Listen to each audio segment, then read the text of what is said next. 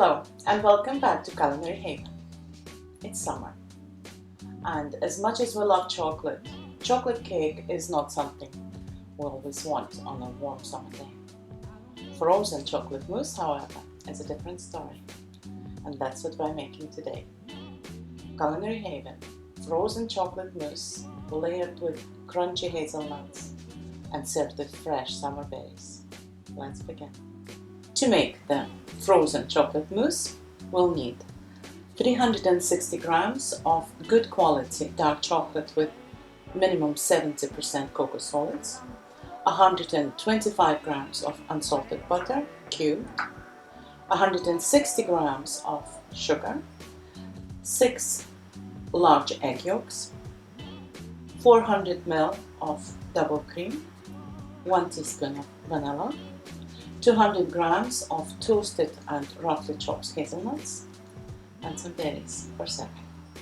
And we'll also need a standard loaf tin, triple lined with cling film. And we'll start with separating the eggs. We only need the egg yolks for this recipe, and we'll put the egg whites aside and leave it for another day and probably make an amazing pavlova. The whites.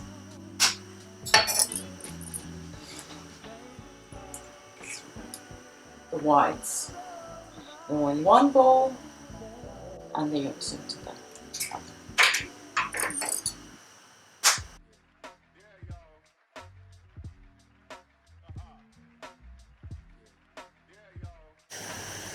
Do it with confidence and you will always get it right.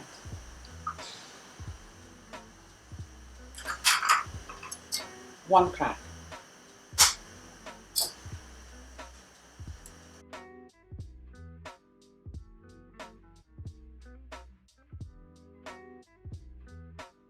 First of all, we're going to whisk the egg yolks with 160 grams of sugar until the mixture is nice and pale and thick and creamy and a ribbon-like consistency.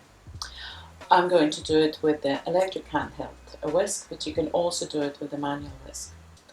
To avoid any chance of getting some unpleasant bacteria, we're going to do it over a bain-marie, which is a pot with simmering water, and we'll place the bowl on top of that pot, making sure that it's not touching the water, and the steam coming up from the simmering water will eliminate the bacteria and pasteurize the eggs.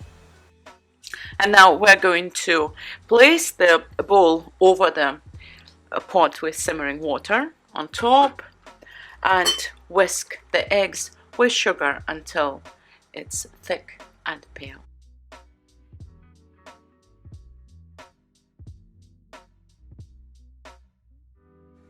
Doing it this way will pasteurize the egg yolks without cooking them and have the perfect creamy egg yolk mixture.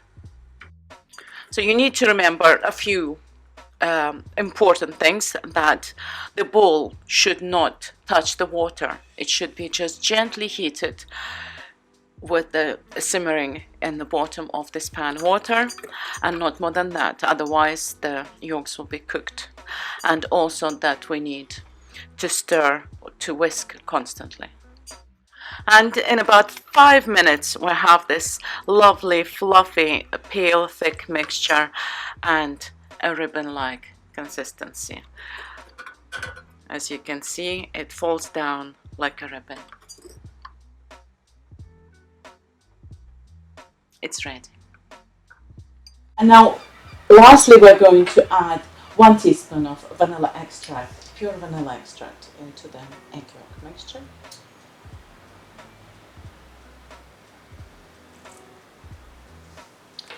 And just whisk it in. Very nice, thick, lovely mixture. Now we're going to set this mixture aside, and next step is we're going to melt the chocolate and the butter. Just put them together in a bowl any size that fits, and melt it either the same way with the egg yolks over a boiling pot of water, or much simpler in the microwave. Don't do it for too long though. Each session should be maximum 1 minute. I prefer actually doing it 30 seconds at a time, just to be safe and not to burn the chocolate, because then it's just all over. After each 30 seconds, take the bowl out of the microwave, stir it, and see if the chocolate and the butter are melted completely. After a minute and a half, the chocolate and butter mixture looks like this. There is still some chocolate chips not melted, so just stir it. The butter has already melted completely. I'll just stir it together. I'm using chocolate chips. You can use a bar of chocolate and just, actually you can chop it very finely before you melt it, and it will take obviously much less time to melt. I think I will need another 30 seconds, and that will be perfect. Actually, whilst I was contemplating put it for another 30 seconds, the melted butter done the job, and I don't need to put it back in the microwave. It's actually now perfect consistency, and everything, all chocolate chips are melted completely. So very smooth butter and chocolate mixture, and we'll set it aside to cool a little bit. Next step, we're going to whip the double cream to soft peaks. Medium-sized bowl with either electric handheld whisk or manual whisk. Obviously this is much more preferable.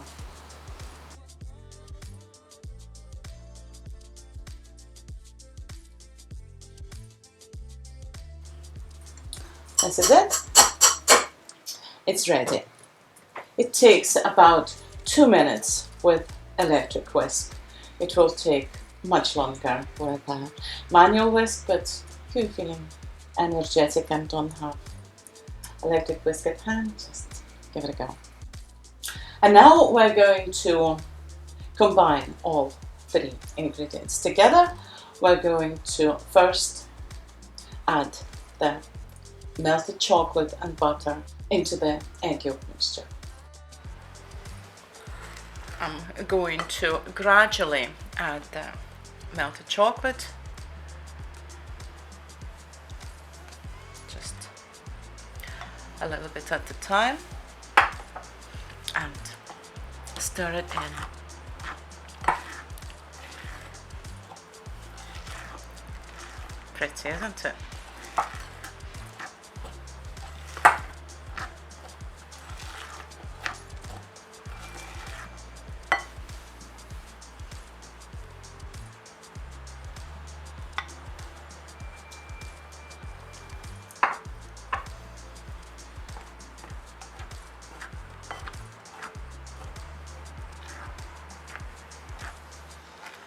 Good.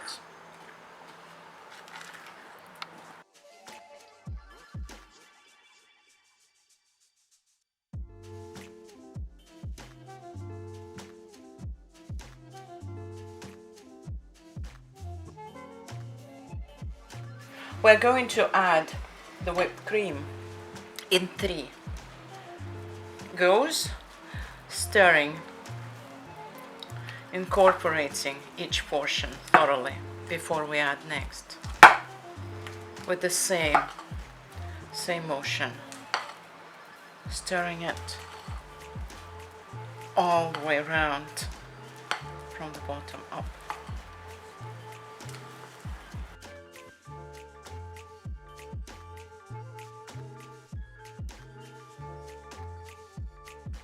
And the last portion of the cream.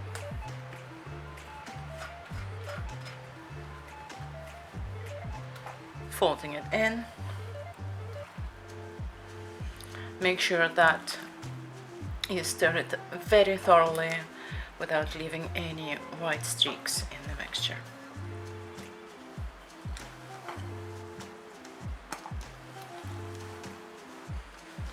This large rubber spatula is the best tool to do that.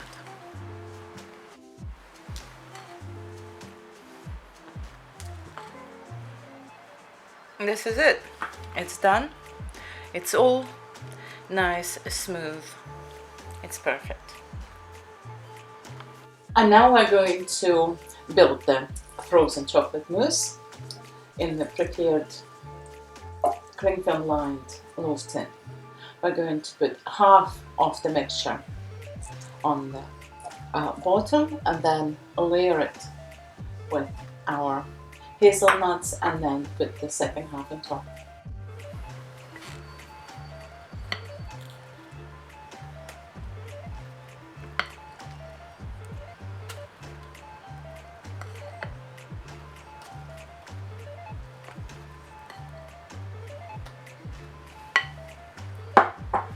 Using an offset spatula, spread it around, covering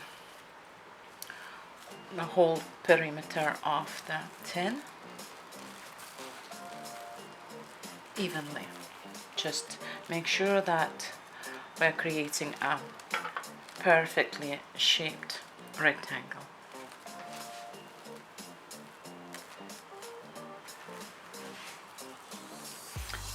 And it's all evenly layered. Next we're going to place the layer of chopped hazelnuts, also doing it nice and even, nice even layer.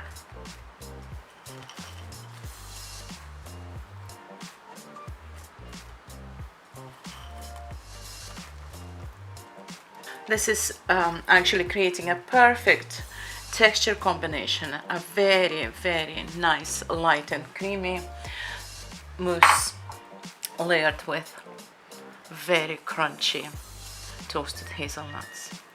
Just press it down very gently, if at all, just maybe make sure they're evenly distributed, and top it up with the second half of the mousse mixture. And as you can see, it's just an absolutely perfect amount for a standard 2-pound loaf tin. And now we're going to wrap it nicely and put it in the freezer. Just pull aside and make sure that you cover it very well. And when you line the loaf tin with cling film, make sure that you have plenty of overlap on each side. Just firmly press on the edges around the tin.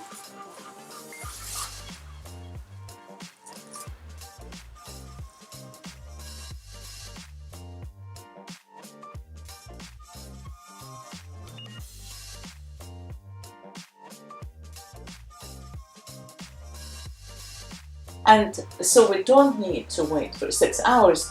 We've made one earlier as well. The good thing about this, the dessert, amongst other things, is that you can make it in advance and you don't need to eat it all in one go.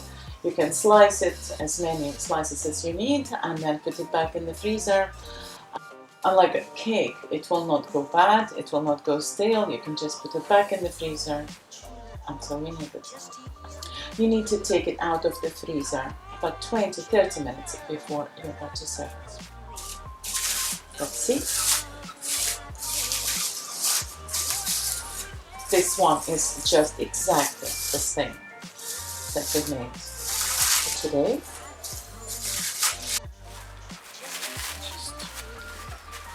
Hold it firmly.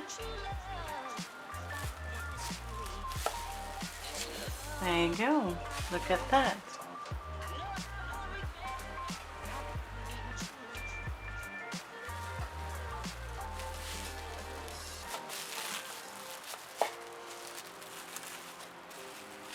Perfect.